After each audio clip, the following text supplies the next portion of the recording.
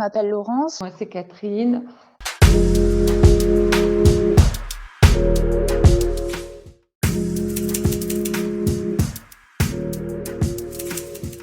Aujourd'hui, j'expliquerai la maladie comme elle arrive un petit peu insidieusement.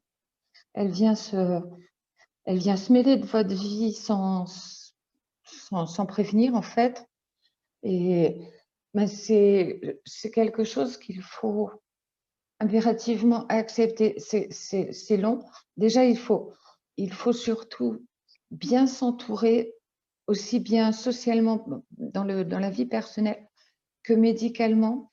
Moi, personnellement, je n'ai pas encore réussi à obtenir les rendez-vous qu'il conviendrait. Je suis en train, là, par le biais d'autres personnes, d'essayer d'obtenir des rendez-vous entre autres neurologues, parce que je n'ai que l'ophtalmo qui m'injecte, en fait.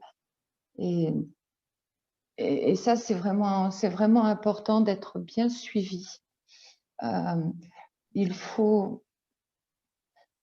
Je pense que pour la personne malade, c'est un réconfort quelque part de se dire je suis entre de bonnes mains et on va pouvoir avancer. L'expliquer, c'est devenu une question difficile au jour d'aujourd'hui. C'était plus simple avant, quand c'était visible en continuel, en fait. Quand vous dites maladie invisible, pour moi, je dirais pas ça, parce que je suis pas tout le temps comme ça, en fait. Et par exemple, à l'instant T, si je devais évaluer ma douleur, je dirais 8 sur 10. Mais c'est pas écrit sur mon visage.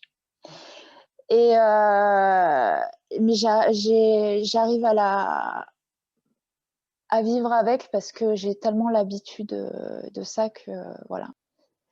Après, expliquer la maladie, c'est devenu compliqué, parce que c'est vrai que quand on voit mon visage maintenant, les personnes que je rencontre actuellement, elles vont pas me croire. Et je vais devoir me justifier, en fait. Et on va beaucoup me solliciter pour faire des choses que je suis pas forcément capable de faire. Donc, dernièrement, j'ai demandé à mon médecin des preuves rationnelles de ma maladie. Et en fait, il n'a pas pu m'en donner, parce que c'est complètement irrationnel, en fait. C'est des connexions neuronales qui ont été cassées, et ça ne se voit pas à l'imagerie. Donc, en fait, en gros, je n'ai pas de preuve par A plus B que je suis malade, et je n'ai pas un papier que je peux montrer aux personnes qui mettent en doute ma bonne foi, pour leur expliquer que voilà, c'est ça qui fait que. En fait, il n'y a rien qui prouve que.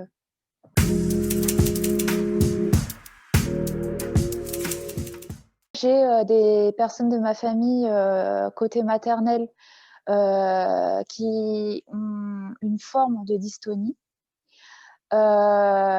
Et bizarrement, mon premier neurologue, parce que j'en ai vu plusieurs, était parti donc sur une piste génétique. J'ai eu des tests, mais je pense qu'ils n'étaient pas très poussés.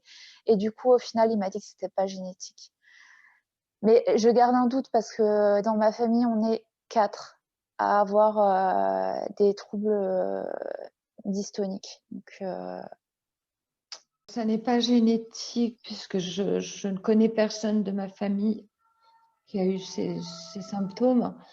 Et, au niveau de ce qu'expliquait Laurence, en fait, oui, je la comprends, parce qu'effectivement, non seulement il y a ce qui peut être visible, mais il y a tout ce qui n'est pas visible. En fait, toutes les douleurs, toutes la photophobie, tout ça, par moment, on a l'impression qu'on vous tire derrière les yeux. Il y a la sécheresse oculaire aussi qui vient s'ajouter à tout ça. Il y a énormément de choses. Quand tout se crispe, ça fait mal. Et même si elle n'a pas les crispations, elle a ses douleurs de toute façon. Et même en ayant les symptômes, même en ayant le visuel, les gens se disent, ouais, oh, tu clignes des yeux, c'est tout. C'est vraiment très compliqué à expliquer en fait. Parce que oui, il y a toute cette partie-là jusque le cou, les épaules, qui sont, je ne vais pas dire en permanence, mais très, très souvent tendues, crispées. Donc, essayez d'imaginer d'être tendu en permanence et de rester à la fin de la journée, vous en pouvez plus.